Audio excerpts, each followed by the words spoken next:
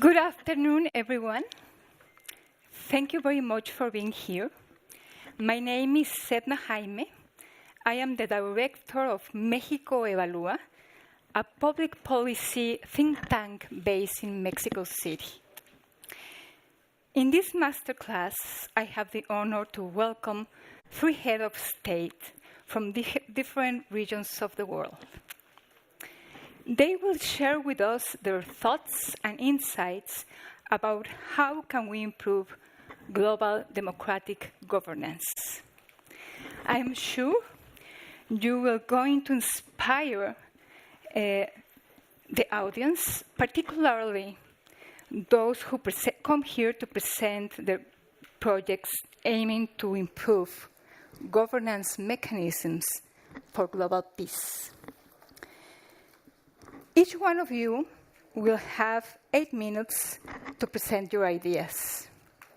Immediately after each speech, we will have a short period of 4 minutes to leave at least one question for the public. I kindly ask you to be very brief and concrete in your questions so we can benefit from this exchange of ideas. This means that we have a total of 12 minutes for each participant.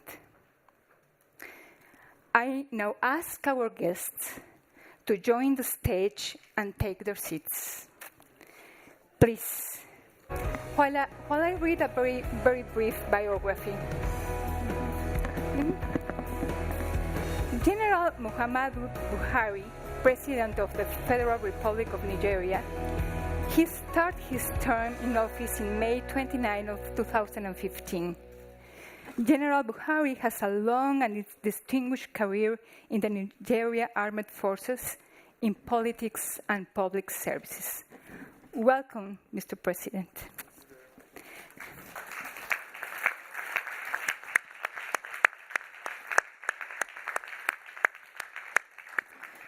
Marcelo Rebelo de Sousa, President of the Portuguese Republic. President Sousa holds a PhD in law. He has been Secretary of State for the Presidency of the Council of Ministers, Minister of Parliamentary Affairs, and a member of the Council of State. Welcome, Mr. President.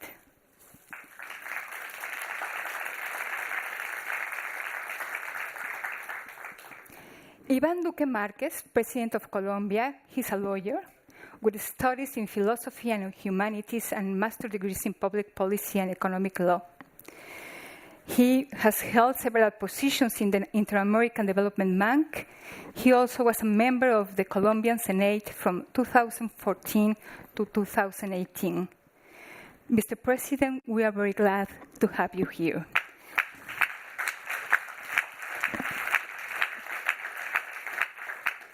Without further delay, I'm going to hand over to President Buhari.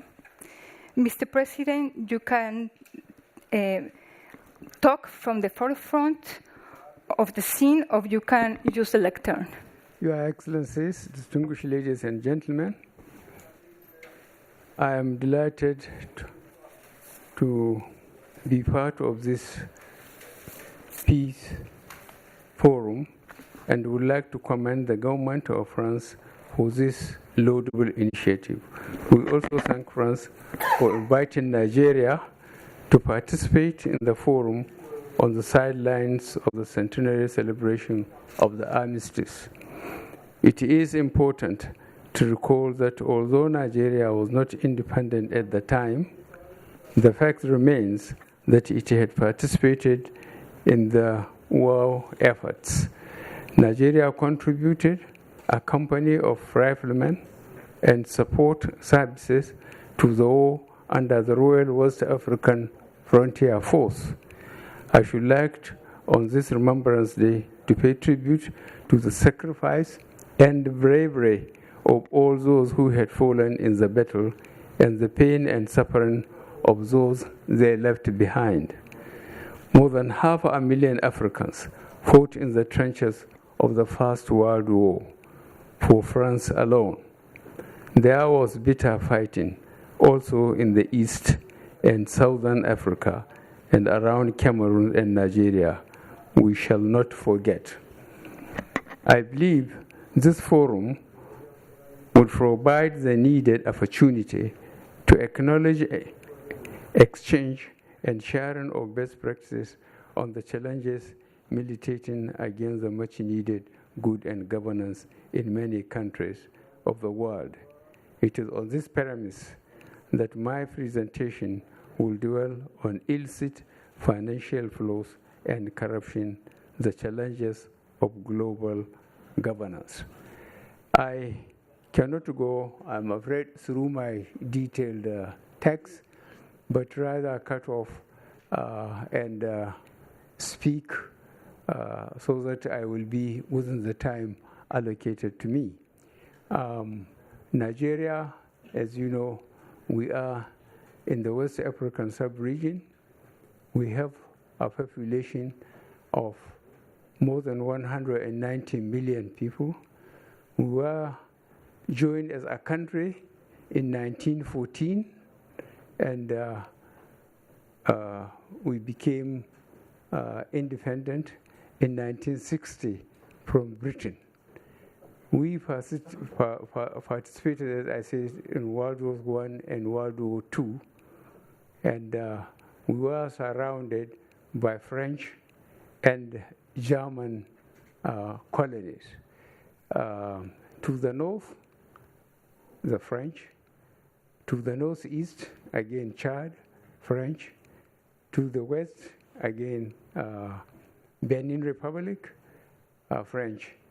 The Cameroonian side was a German colony, but when Germany was defeated in World War II, Britain and France shared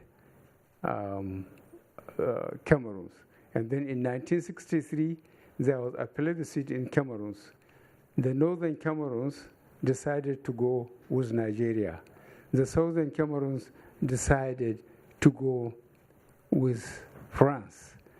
Now that oil is perhaps discovered in the western southern Cameroons, they wanted to be an independent country, and they are creating problem for the Cameroon Republic.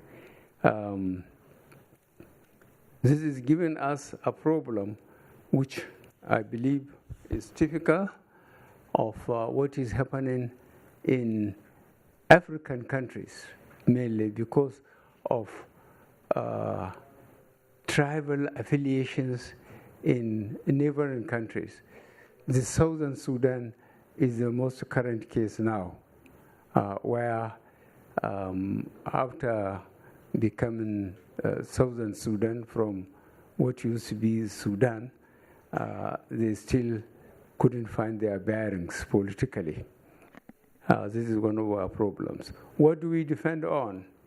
Mainly, Nigeria used to be an agricultural country, but oil was discovered by Shell, ENI, and Egypt. So Nigeria became an OPEC country, and I had the privilege of being minister for 3.25 years under a military administration. Agriculturally, we are vast, and we have gone back to agriculture now instead of depending 100% on petroleum industry. And we are very happy about it. Our problem is basically of security. In the northeast, we have a problem with what they call Boko Haram. This means Western education is forbidden. This is a very fraudulent organization or outfit. When we came in 2015, they were holding some part of the northeastern part of Nigeria. But now we have completely displaced them, but they are still capable of attacking soft targets, churches, mosques, and marketplaces, and motor parks. We were able to really educate the people there because, as we said, no religion advocates injustice.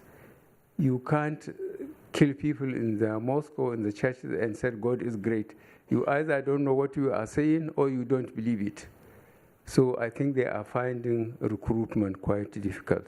But all the same, they have succeeded in indoctrinating young people, especially girls, wrap them up on explosive and which they go and attack soft targets. And these soft targets, I said, are churches, mosques, marketplaces, and motor parks.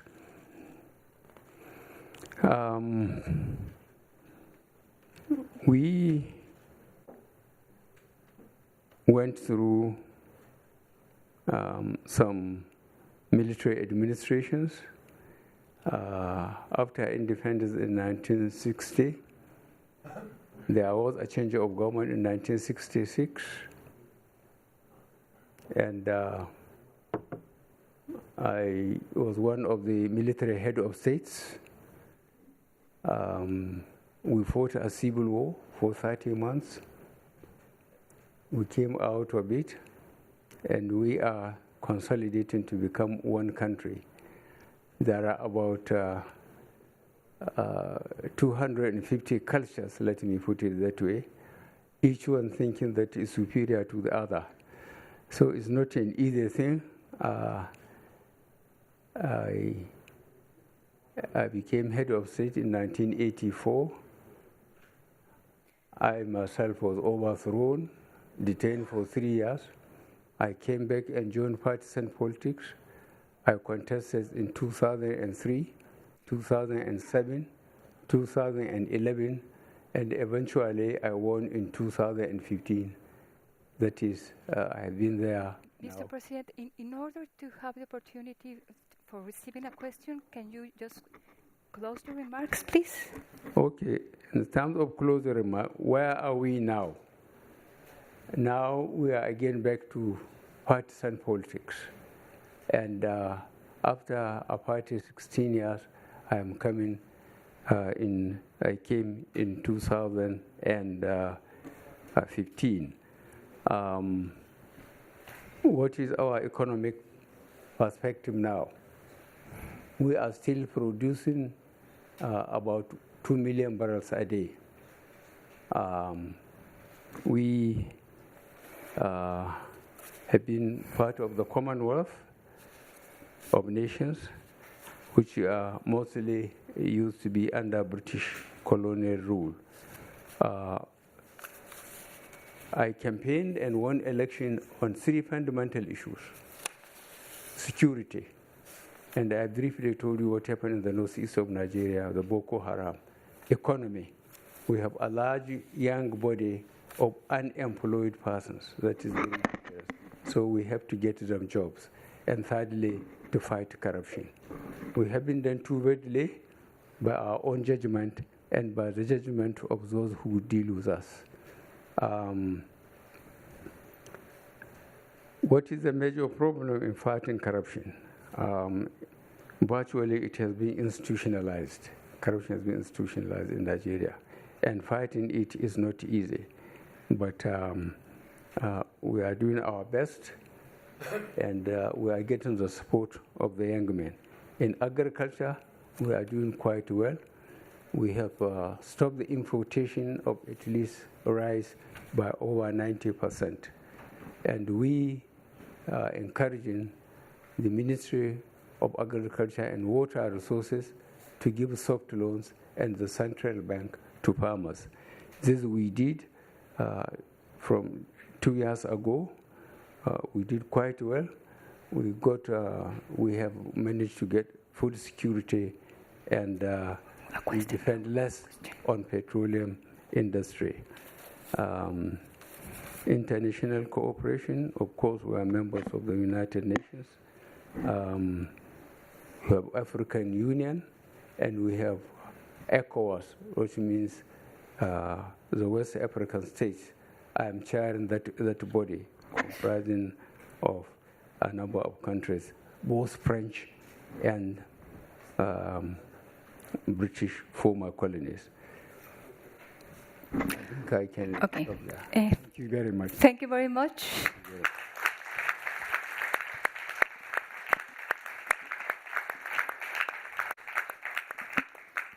I'm afraid we have run out of time, so we don't have time for a question. But please, the next turn is for Mr. President de Sousa.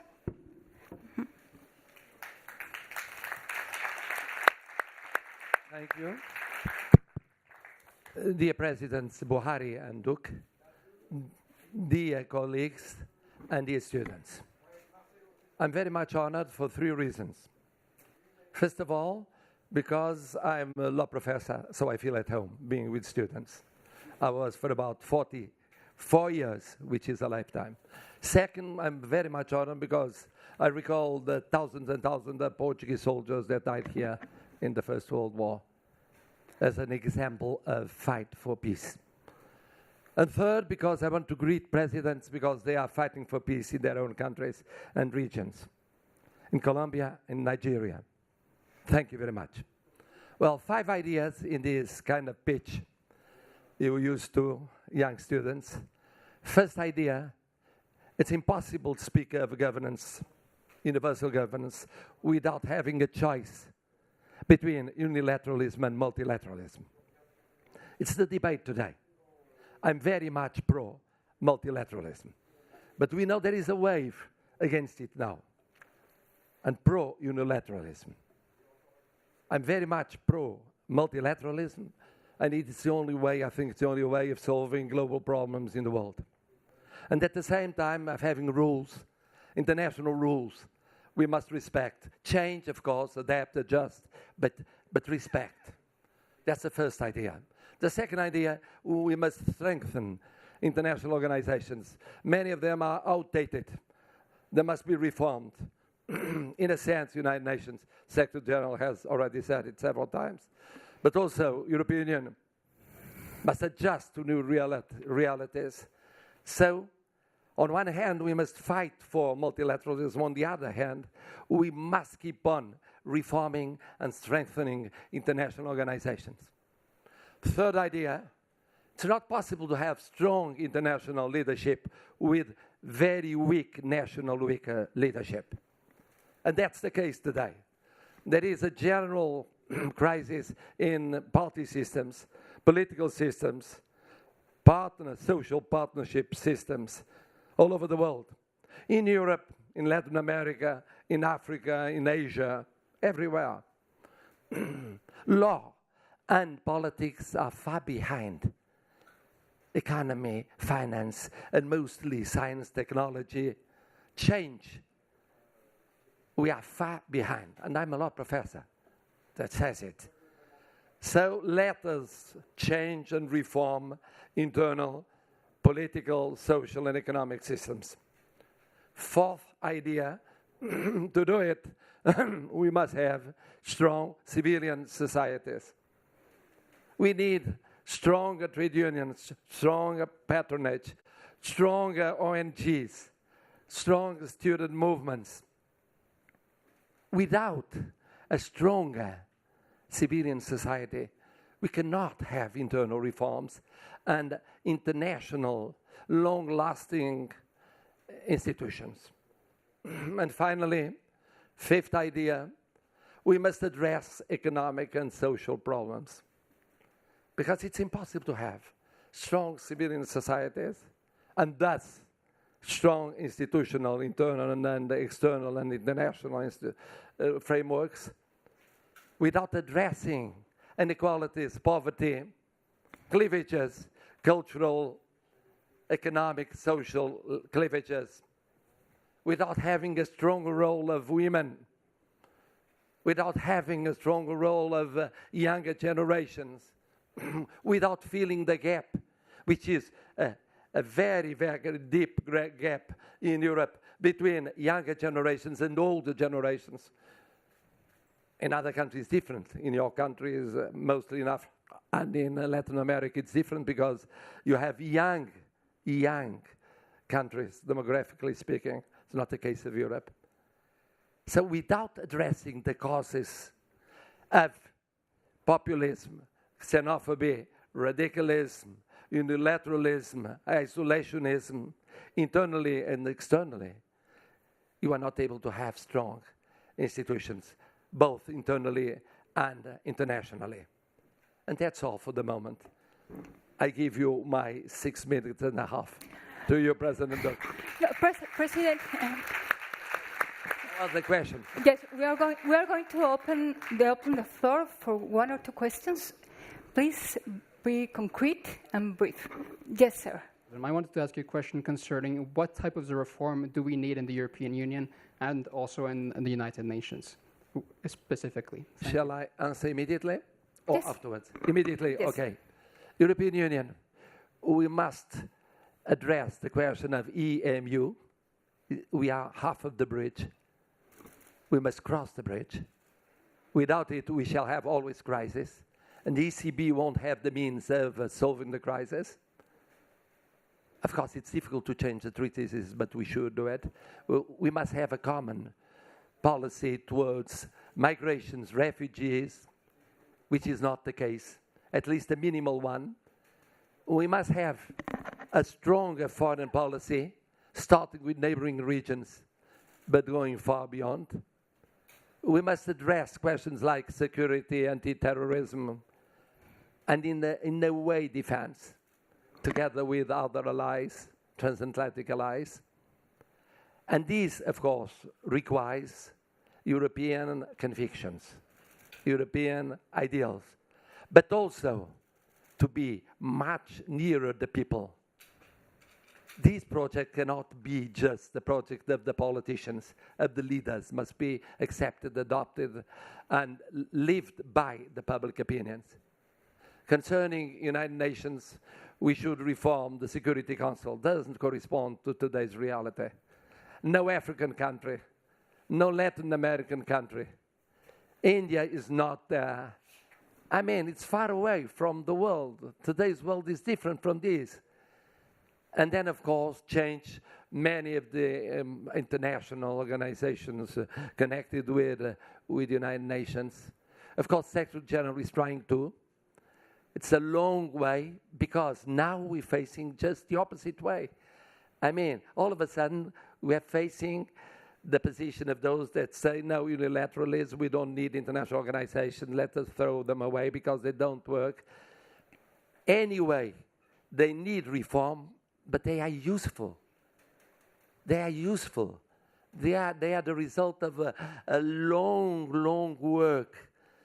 They must be reformed, but never forgotten, never replaced by the will of a single state's trade war, political war, economic war, social war. It's a mistake. It's a mistake that we shall pay very hard in the future. Thank you. Thank you.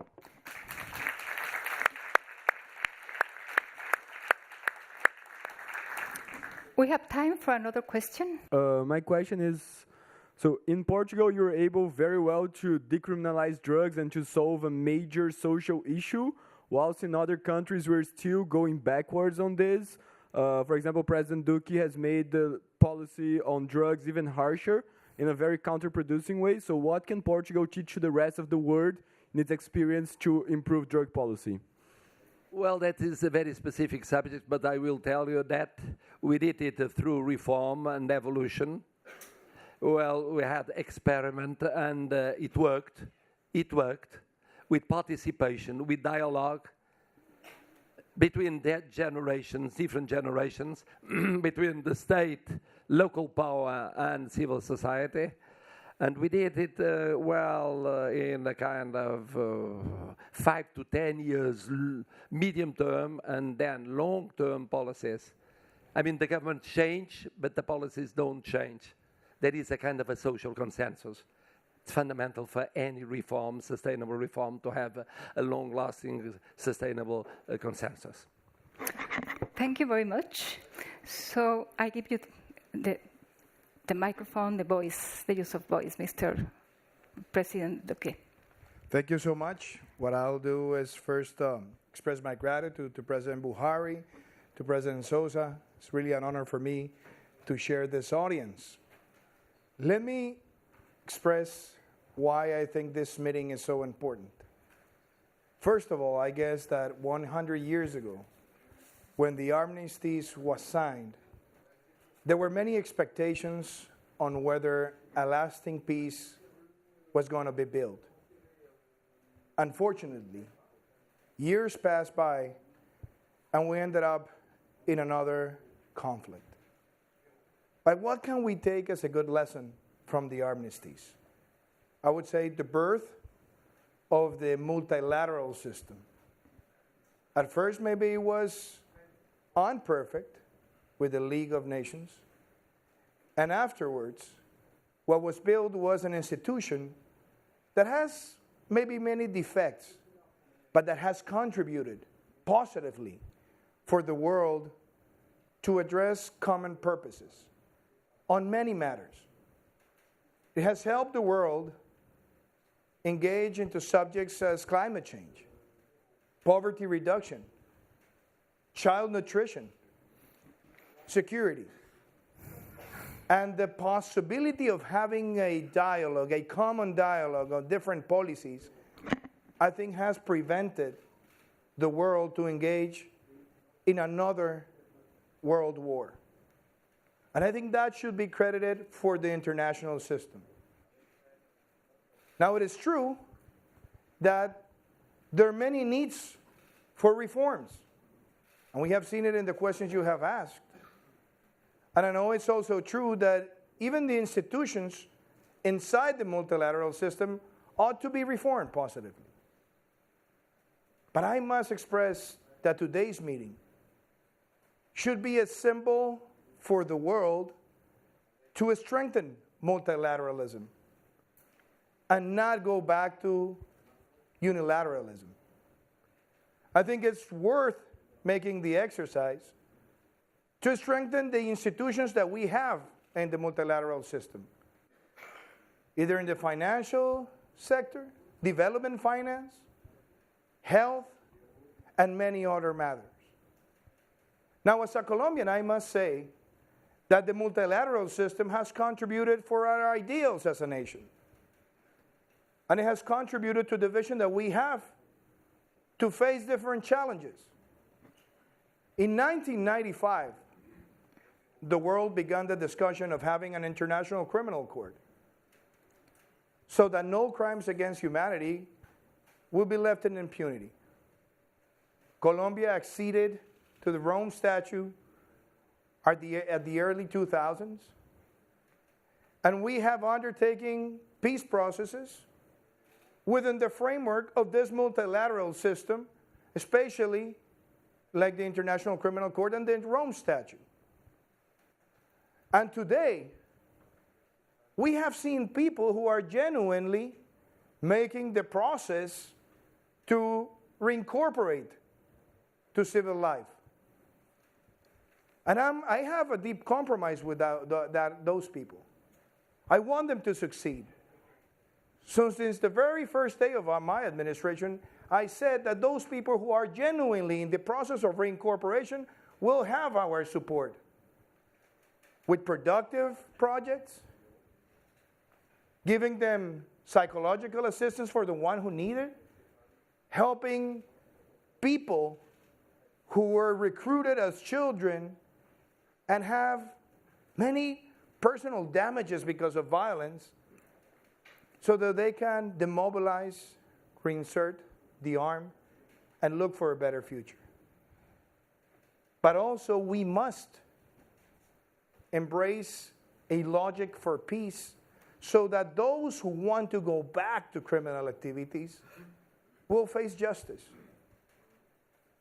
And we have asked for the multilateral system to help us, and we have received it from the United Nations so that the productive projects work, so that the investment in public goods in rural areas happen and are successful, and also so that they can monitor how is it that we're going to protect a lasting peace in Colombia. The second matter that I want to bring before you has to do with the challenges of migration. We have a neighboring country like Venezuela that is in the midst of the effects of a tyranny.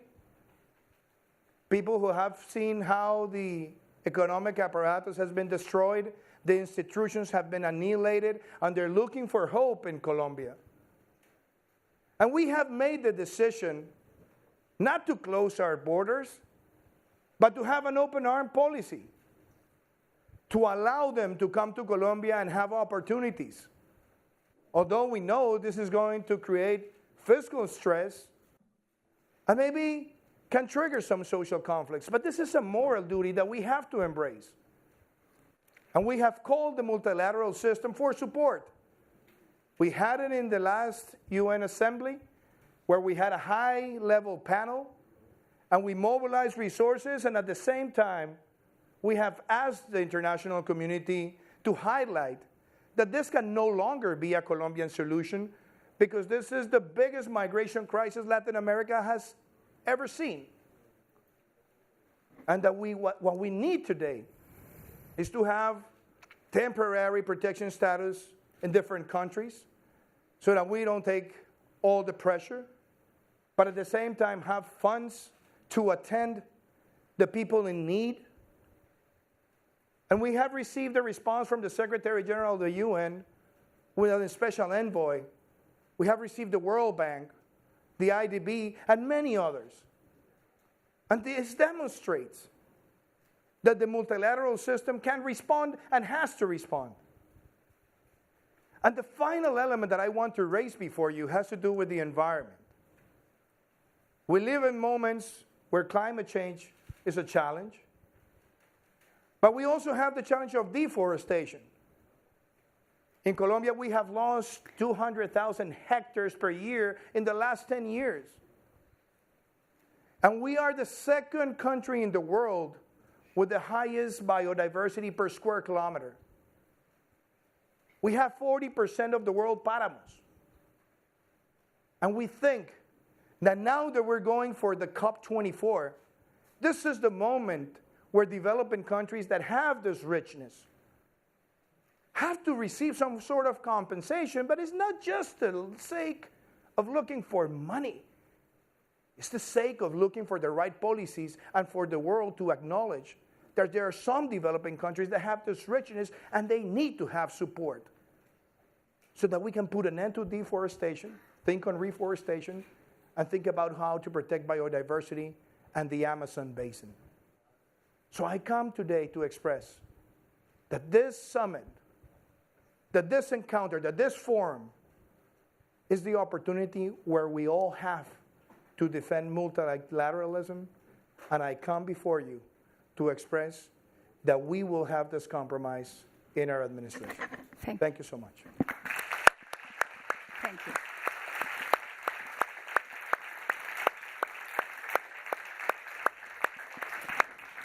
I open the floor for a question from the audience.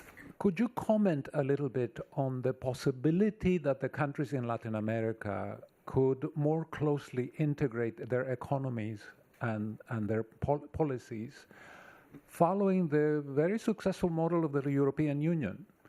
The European Union has some of the most prosperous countries in the world. They have had many, many decades of peace and stability. Why aren't we in the Latin American region not following their example? Well, I think that's a great question. And maybe what I would say is that in the last 20 years, I think Latin America has been accelerated the process. But we're still lacking behind. When we look at intra-regional trade in the European Union is more than 45%, maybe 50% country by country when you look closely. And the same thing happens with Asia. Intra-regional trade in Asia is very important as a percentage of the whole trade. I think in Latin America we have to do more. We're around 20%. But we have made strategic alliances. We have the alliance of the Pacific with Mexico, with Chile, with Peru and Colombia. And we also have Mercosur. And I think the biggest opportunity before us is making the linkage of the Alliance of the Pacific with Mercosur. If we get that process to work, definitely I look forward to see more intra-regional trade taking place. And I see also the great opportunity to expand the market and to increase value chains. So my response is, you're absolutely right that we have to do more, but I think the opportunity that we have to embrace in the next 2 years is to have this alliance between the Alliance of the Pacific and Mercosur so that we can have common denominators in trade regulation, open the markets, and increase value chains in the region. Thank you so much. Thank you very much.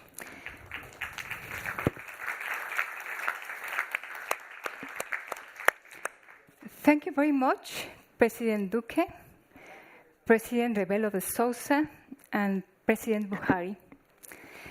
One of the main messages of this forum is that peace is not only the suppression of war.